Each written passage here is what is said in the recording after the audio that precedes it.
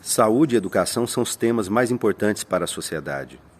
E quando acontece uma pandemia como a Covid, as questões problemáticas continuam existindo e desafios maiores surgem. Nos próximos episódios nós trataremos dessas questões, mas hoje eu gostaria de apresentar alguns comentários de forma introdutória para tratarmos desses temas.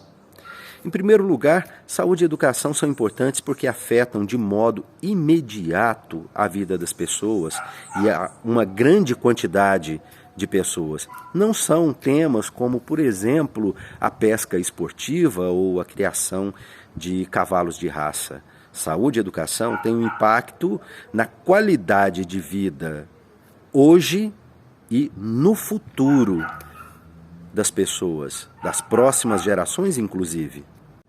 Um dos desafios atuais no cenário pandêmico para se realizar a educação à distância, por exemplo, é o ambiente onde a gente tem ruídos, como um cachorro do vizinho latindo, um veículo que passa na rua, um passarinho cantando, mas nós temos problemas maiores que dizem respeito à infraestrutura adequada, à disponibilização de acesso à internet, que afeta não só as escolas, os profissionais, mas também aos estudantes. Se uma família não tem acesso à internet, se o seu padrão de vida tem outras prioridades, o seu orçamento doméstico, que não a internet, então fica difícil que o sistema de ensino também funcione adequadamente no cenário de pandemia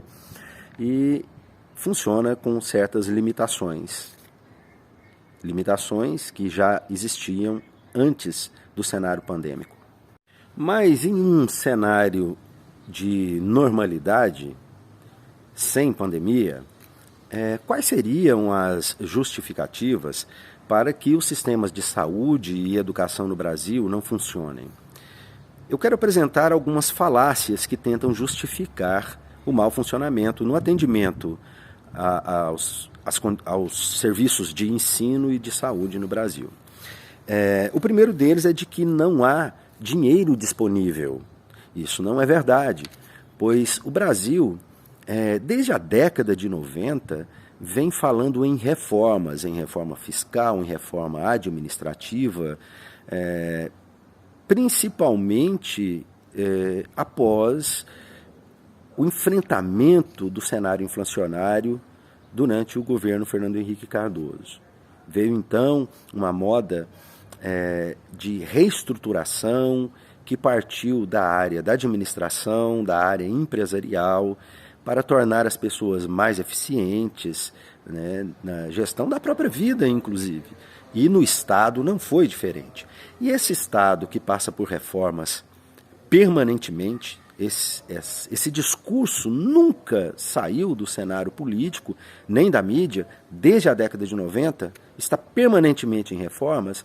Então, por que não há dinheiro para saúde e educação se sucessivamente são feitos reajustes nas medidas econômicas e nas prioridades do governo? Talvez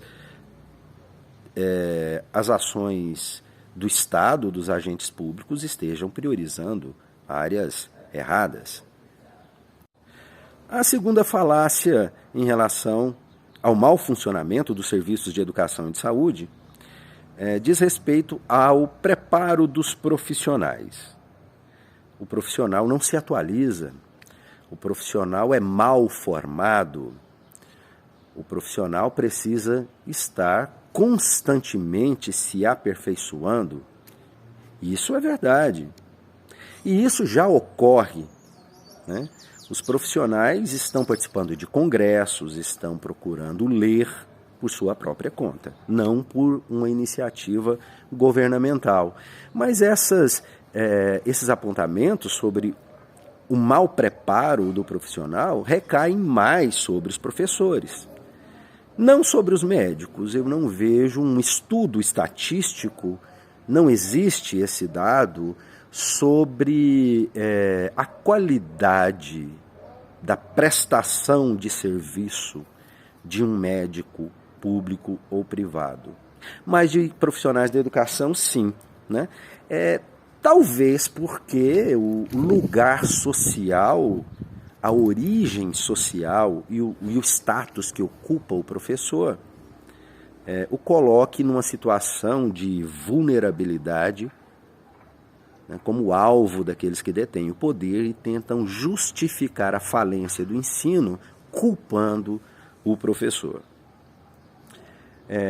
Isso não acontece com os médicos, não é verdade?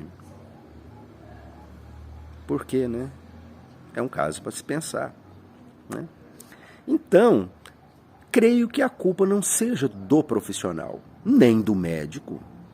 Em muitos casos, algum caso particular de erro médico ou de abuso de poder e outras formas de abuso, pontualmente acontecem.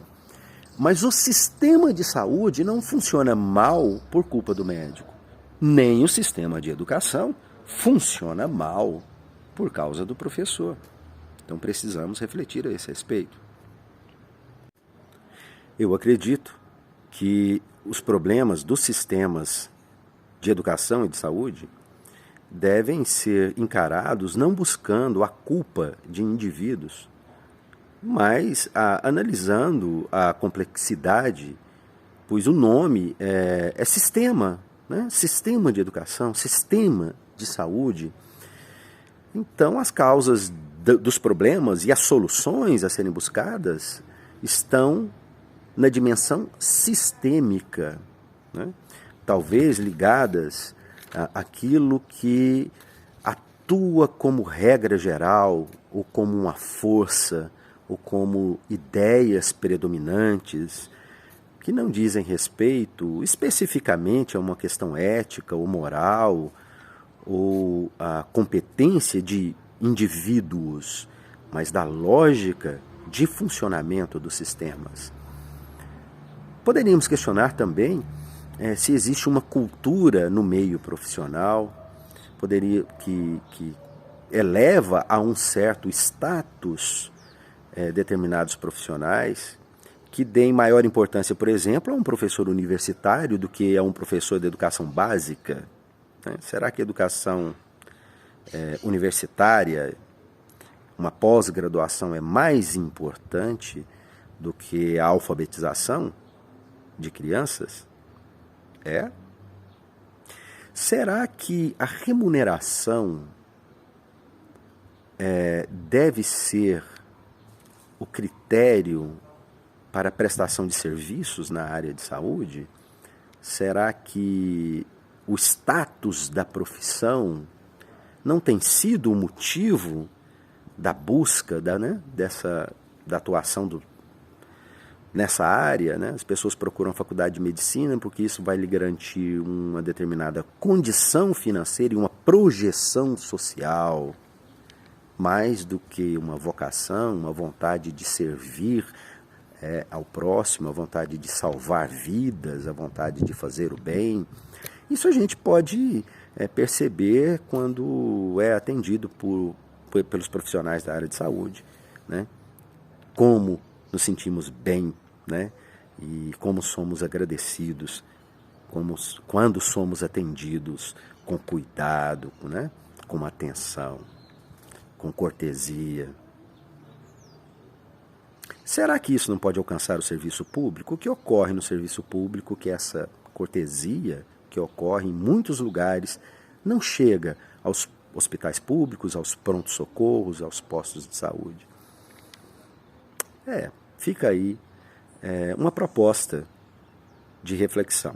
Nos próximos vídeos, nos próximos episódios ou programas, né, eu vou trazer para vocês alguns temas que afetam a vida da população, da maioria das pessoas, e como ficou essas questões durante a pandemia da Covid, né? Como foi o cotidiano durante a pandemia, a partir da pandemia, como tem sido? Acompanhe nosso canal, nossos canais nas redes sociais e envie as suas sugestões, deixe comentários, compartilhe.